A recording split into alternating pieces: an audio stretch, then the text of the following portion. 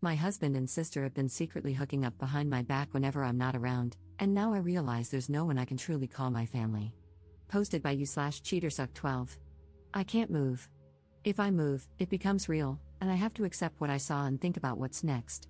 I came home from work early and saw my sister's car, thinking maybe she was dropping off some food from her job. But no, I walked in and saw my husband and sister naked in my kitchen, the kitchen I paid for. As soon as I registered what I saw, I got into my car and left. I kept driving, just driving until I found the hotel I'm at now. I don't want to believe it. I don't know what to do. My sister, my only family, my best friend, the one who's supposed to be there for me and support me. My husband, my person, my other half, the one who's supposed to love and respect me. The two most important people in my life have ruined everything. I've blocked them both on my phone. I don't want to hear any of the BS excuses they'll come up with. I don't want to confront this. I want to go back to this morning when everything was fine. Update 3 days later. Sorry for not replying to comments or updating, things have been hectic. I didn't think I needed to explicitly say this, but by naked, I meant they were completely naked and having sex in the kitchen.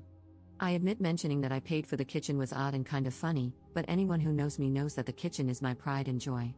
So yes, when I saw my sister and husband having sex in my kitchen, it stuck with me. And yes, they did see me.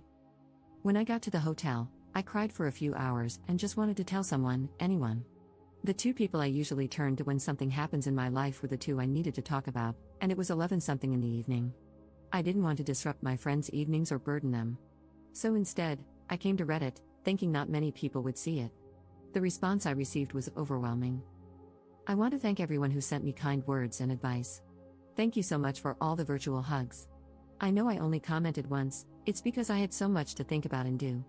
I truly appreciate all the love and support. There was so much amazing advice in the comments, though a lot of it was American-based. Regardless, I still appreciate it. One recurring piece of advice was to unblock them and keep the texts and calls as evidence, so I did that. After posting and having another good cry, I realized I needed to get my crap together. I didn't have my sister or any family to help, so I had to do it myself.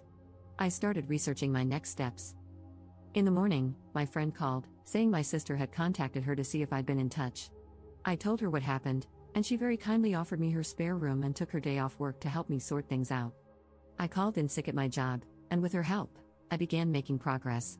I reached out to a friend who works at a bank, and she helped me start sorting out my finances. My friend also found me a lawyer to consult. After my phone consultation with the lawyer, I was so overwhelmed.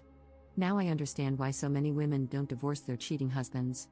It's such a lengthy, expensive, and emotionally draining process. Thankfully, I make a stable income and can support myself, and fortunately, we don't have kids. I have to remind myself that things won't happen in one day, it will take time. As for the house, his parents bought it for us. To be honest, after what I saw, I don't even want it. I will try to get reimbursed for my beloved kitchen, otherwise, it can burn for all I care. This whole situation has been incredibly draining, but I knew I had to talk to them. There's no coming back for my husband, and when I checked his messages, they said exactly what I expected: I'm sorry. It's not what it looks like. We didn't mean for it to happen. Please come home. I love you, and so on, just absolute BS. A small part of me thought maybe I could forgive my sister since we only have each other. But after reading her messages, all hope was lost. She used the same excuses our father used when he cheated on our mother and abused us, and she echoed the same things our mother would say when excusing his behavior and abusing us herself.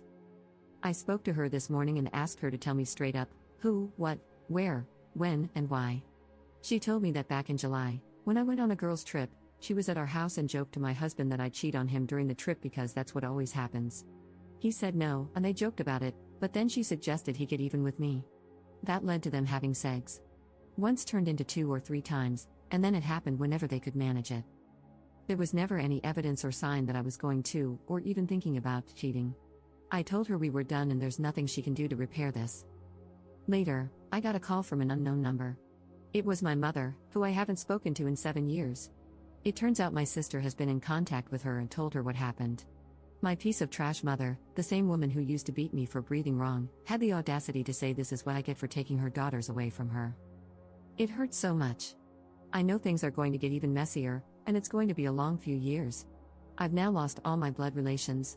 I need to get all my stuff and find a new place. I want to show them that I can and I will thrive without them.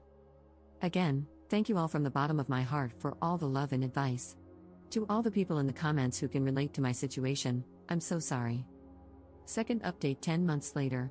I actually forgot about this account until recently, and when I logged back in, I saw so many people still commenting, messaging me, and checking up on me. To those people, thank you for your kindness. Since so many of you are still asking for an update, and because I've already shared such a big part of my life, I may as well give a small update. Back in October, my life was in chaos, but I was determined to soldier through it and show them that I can make it without them and succeed. I had to meet with my ex to talk about the house.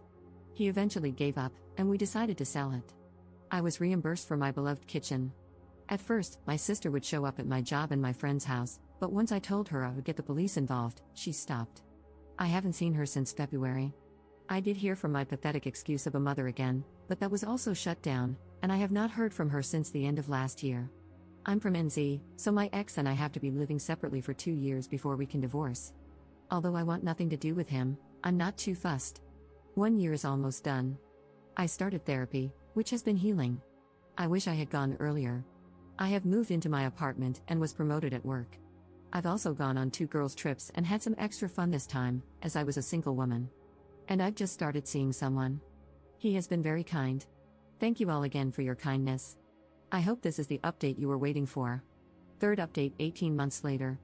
Hello, it's been a while. I still get messages and notifications asking for an update, so this will be my last one. I am officially divorced. It took a while, but I got there, and my ex-husband had 2 years to accept it and not fight it. I've got my own house, a nice kitchen, a cute, mature man on my arm, friends who treat me like a sister should, and a job that respects me. I'm happy and couldn't care less where my biological family is or what they're doing. I am enjoying the wonderful summer we're having in NZ and living my life. Thank you all for the support. Wish you all the best.